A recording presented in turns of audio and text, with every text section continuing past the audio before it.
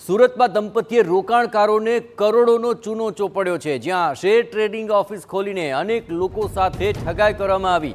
100 દિવસમાં 12 થી 15% વળતરની લાલચ આપવામાં આવી છે। દંપતી સામે 2 દિવસમાં જ સીઆઈડીમાં બીજો મોટો ગુનો દાખલ થઈ ચૂક્યો છે। આ ઠગ દંપતી હાલ જેલમાં બંધ છે। દંપતી વિરુદ્ધ અત્યાર સુધીમાં 2 જેટલા કેસ નોંધાયા। સુરતમાં એક વ્યક્તિ સાથે 30 લાખની છેતરપિંડીનો કેસ નોંધાયો અને ત્યારબાદ ભાવનગરમાં 2 વેપારીઓએ 1 કરોડ 33 લાખની છેતરપિંડીનો આરોપ મૂક્યો છે। આ ઠગ દંપતીએ પોતાની સ્કીમની પબ્લિસિટી કરવા માટે સોશિયલ મીડિયાનો સહારો લીધો અને જાણીતા કલાકારો અને ઇન્ફ્લુએન્સર પાસે પ્રમોશન પણ કરાવ્યું હતું।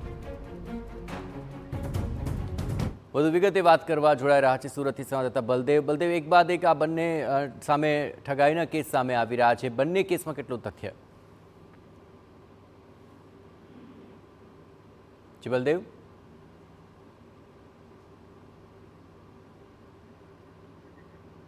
બલદેવ સાથે વાત કરીએ પહેલા આપણે ખાસ જણાવીએ કે આ બંને કેસની અંદર લાખોની ઠગાઈનો મામલો છે અને 100 દિવસમાં તેઓ 12 થી 15% વળતરની પણ લાલચ આપતા હતા અને 2 દિવસમાં જ સીઆઈડીમાં તેની સામે આ બીજો ગુનો દાખલ થયો અને તેમાં પણ કરોડોની છેતરપિંડી સામે આવી રહી છે।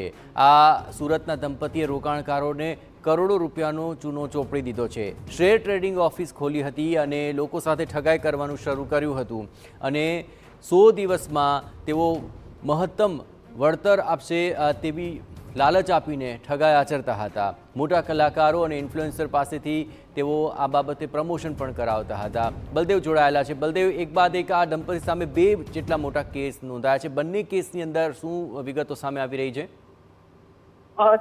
જે કે લોકો છે કહેવત છે જે સાચી પડતી હોય છે, જ્યાં લોભ્ય હોય છે ત્યાં દુતારા ભૂખે નથી મળતા। આવો જ કિસ્સો છે સુરત શહેરના સિંગણપુર વિસ્તારની અંદર જે સામે આવ્યો છે કે સિંગણપુર વિસ્તારની અંદર જે કોઝવે રોડ ઉપર આવેલી સિલ્વર સ્ટોરની અંદર એક શાહ ઇન્વેસ્ટમેન્ટ નામની એક ઓફિસ ખોલવામાં આવી હતી અને જેની અંદર અલગ અલગ શેર ટ્રેડિંગના નામે લોકો પાસે જે રોકાણ કરવામાં આવતું હતું, ઊંચું વળતર આપવાના નામે તેમની પાસે જે રોકાણ કરી અને કરોડો રૂપિયાનું જે આ શાહ દંપતી છે તેમને જે ફૂકેલું જે ફેરવ્યું હોવાની જે વિગતો જે સામે આવી હતી। સૌપ્રથમ તો છેલ્લા ઘણા સમયથી જે લોકોએ રોકાણ કર્યું તે ઓફિસના ધક્કા ખાતા હતા અને તેમના જે રોકાણ કરેલા રૂપિયાની જે માંગણી કરતાની સાથે જ આ જે શાહ દંપતી છે તેમને જે ઘણા સમયથી પરેશાન કરતા હતા અને આખરે ચોક બજાર પોલીસ સ્ટેશનની અંદર આ જે શાહ દંપતી છે તેમના વિરુદ્ધ 30 લાખની છેતરપિંડીની જે ફરિયાદ હતી નોંધાઈ હતી।